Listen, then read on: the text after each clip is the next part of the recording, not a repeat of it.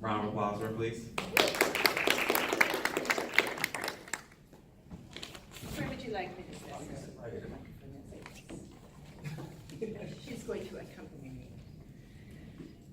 How are you this morning? Good. How's the con treating you? Lovely, darling, lovely. Nice. No, I've been having a really good time. This whole weekend, I've been trying to figure out, have I been to Connecticut before? I don't know. I'm losing my memory in my old age, but I don't think I have, and definitely haven't been to a con in Connecticut before. And it's just been really wonderful. I've really had a great time. The congoers, the guests, the ambience of the con. We were just talking about it earlier about how you guys kind of coordinate with the Riverfest as well, so you have like the fireworks. I mean, it's just so well planned. Amazing. Yeah, so I've had a great time. Nice. Yes. Now, can you tell the press a little bit what you've done over the years? A lot of voice acting works, a lot of translation works, also video games too. Besides staying out of trouble. Yes, that's Or the getting biggest in one. trouble, or one of the. So a little bit about me. I grew up in Tokyo, Japan, and lived there for about 30 years. So that's most of my life. And I started doing voice work probably when I was about 22, 23. I was in radio starting from the age of 19. And that's really what led to me doing voice acting for video games and what have you. I do a lot of fighting games such as Tekken, Nina Williams, and also Zafina and Chrissy Montero from Tekken as well. I do Virtua Fighter, I do Sarah Bryant, and also Shamu. If you guys are aware, Shamu's got a really big momentum going on with their HD Volume 1 and 2 coming out with Sega, and then the Kickstarter, yada yada. Anyway, so I do 3 of the characters for Shamu, and then Crazy Taxi, and I do a lot of old school stuff as well. I was also in Lost in Translation, the film with Scarlett Johansson and Bill Murray, and another film called Kamataki, which I played one of the leading roles. It was a more independent film, a French-Canadian, Japanese production. And I do a lot of, oh, and I do the voice for Batsmar as well sometimes, which is a lot of fun because I'm a Hello Kitty fan. But yeah, I do a lot of interpreting work as well because I'm fluent in Japanese. So some of my voice acting is done in Japanese, and I do interpreting for everyone from Lockheed Martin to Levi's, Disney, Warren. I mean, all across the board, to film sets like I did, if you guys know Man of Tai Chi, which was the Keanu Reeves film. I did the interpreting for his movie in Hong Kong. It was his directorial debut, and he had a really famous Japanese art director, Yohei Taneda, who continues to do a lot of stuff for Quentin Tarantino. So Hateful Eight, Kill Bill, and he works a lot with Quentin Tarantino, John Woo. And in fact, Yohei-san, the guy who I interpreted for, continues to be a very good friend of mine. So I see him usually every time I'm in Tokyo. But yeah, so I've done all kinds of stuff. And then also a lot of red carpet work because I live in LA. So everything from like Grammys, Emmys, Academy Awards, Golden Globes, and I do a lot of that, a lot of the red carpet work, where you wrangle, you get guest interviews, and then you have to quickly turn it over in Japanese. So it's a very quick turnover kind of thing. So yeah, I have 5,000 jobs. Yeah, that's a lot. I know. I try to keep versatile so I can keep getting paychecks from all over the place. That's great. Amazing. Yeah. I want to ask you a very, kind of not a weird question, but like a challenge I question. get weird all the time. I grew up in Japan. That's what we do. Just kidding. Do you think you'd be able to voice a character in Japanese and also in English and have them conversate back? Have you done that before? Yes. No, in fact, Batsmaru I did in English and Japanese, and it was kind of a hybrid. It was like the Spanglish kind of thing. So it was like, hey, everybody, how are you? I'm Batsmaru.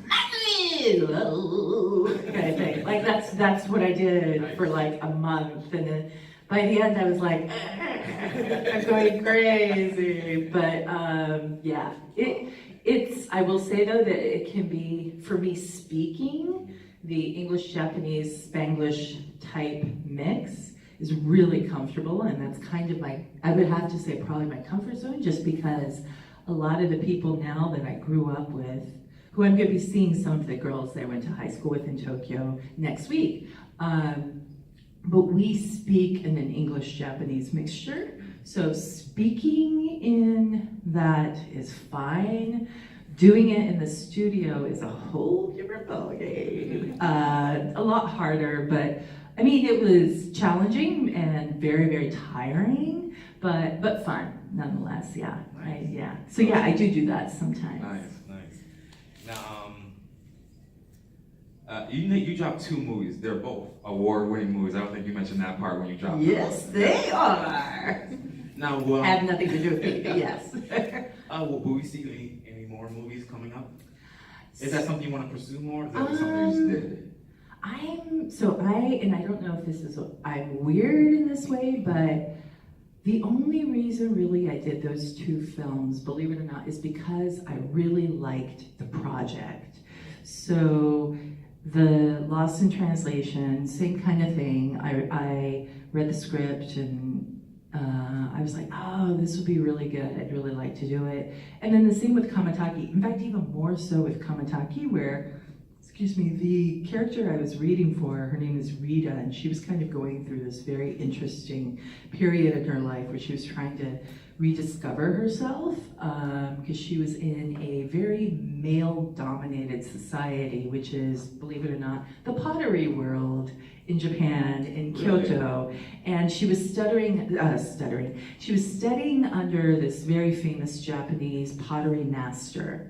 And because she was in this male-dominated scene or world, she was kind of starting to lose her own femininity. And I found that really intriguing in the script. And so I thought, I would love to do this. This sounds like something that would be really cool. And it wasn't because I was like, I'm gonna be in a movie.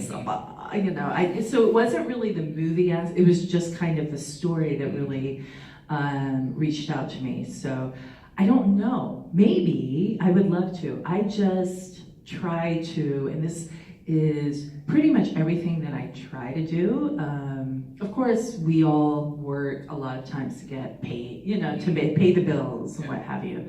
But a lot of stuff I do, I also do it because I'm just like, I have to do that as an experience, Like for some of, the people that were in my panel yesterday, they got to hear about my story, but I was actually in an MMA fight, which, I know, it's craziness. But that also, where I was in an MMA fight, even though I never hit anyone or done anything in my whole life, and I was not trained to be a fighter, but that was something that came from the agency that gave me Lost in Translation, and they had a fighter who was supposed to be in this rigged fight, and she got hurt badly during rehearsals or practice, so she was hospitalized. And at that time I was doing boxing probably like 3 or 4 times a week, but I was incorporating boxing into my workout. It wasn't like I was a boxer in any way, right? So it's like me, trainer, boxing pads, and then he has the pads, right? So he was not hitting me back, crazy, but even with that, like that situation when they called me up and they're like, Lisle, how would you like to be in a fight? And I'm like, what? Who would ever do this thing? Oh yeah, maybe me. So I'm all about jumping into the project. Like if I think I'm going to grow from it, or if I think it's going to be good and good experience, yeah. Nice. So who knows what you'll see from me next. Do you have any questions from the press? Charles from Inspire the Muse. I was curious, with your interpreting expertise, are you excited for the upcoming Olympics? Oh yes, I'm very, very, very excited. I was just in Japan about a month ago for work, and that was kind of all we were talking about, you know.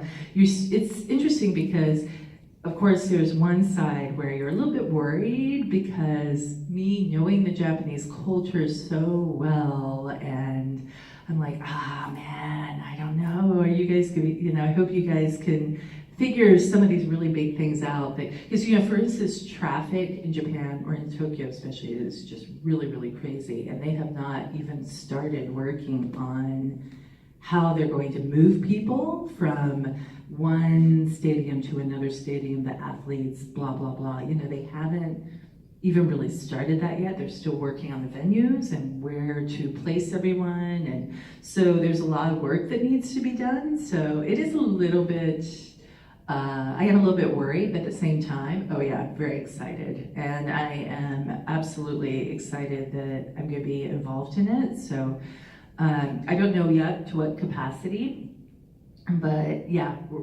everyone that I know, we're all pretty excited about it. So Nice. We have time for one more quick question in the back.